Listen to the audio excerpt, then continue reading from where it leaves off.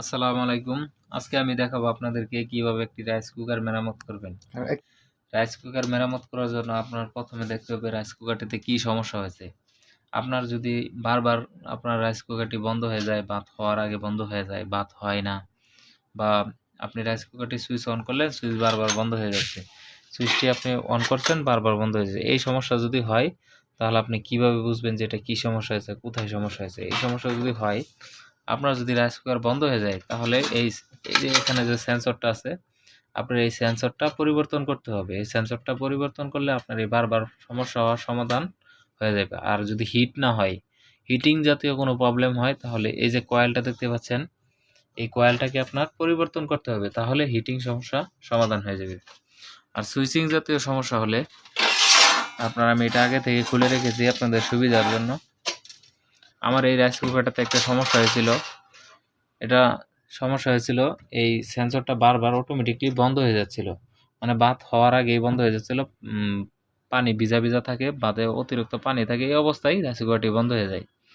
এবং তার কিছুদিন পর আমার রাইস কুকারটি একদম অনই হয় না, এরকম জাতীয় সমস্যা হয়েছিল। তারপর আমি খুললাম, খোলার পর দেখি যে আসলে এত বড় ধরনের কোনো সমস্যা হয় না, খুবই সাধারণ একটা সমস্যা হয়েছে।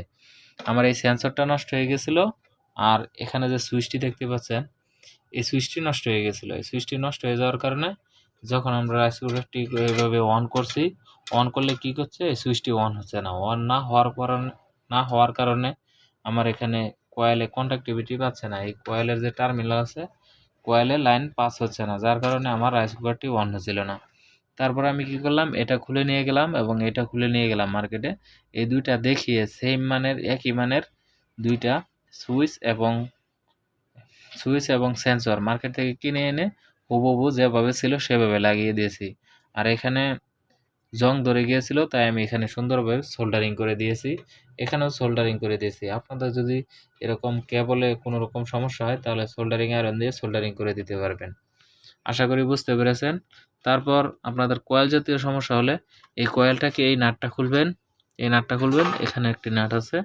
এই নাটটি খুলে এই কয়েলটিকেও পরিবর্তন করতে পারবেন। তার মানে আপনার মোট কথা, রাইস কুকারে কোনো ধরনের সমস্যা হলে বা নষ্ট হয়ে গেলে সব কিছুই মার্কেটে পাওয়া যায়। এর কোনো অংশ বাদ নেই। এর প্রত্যেকটা পার্টস মার্কেটে পাওয়া যায়। আপনি মার্কেট থেকে সকল পার্টস কিনে এনে সম্পূর্ণভাবে মেরামত করতে পারবেন। আশা করি বুঝতে পেরেছেন। ভিডিওটি যদি একটু আপনার উপকৃত হন, তাহলে অবশ্যই ভিডিওটি বেশি বেশি শেয়ার করবেন। অন্য ভাই বোনদেরকে দেখার সুযোগ করে দিবেন। সকলে ভালো থাকবেন, সুস্থ থাকবেন। ধন্যবাদ।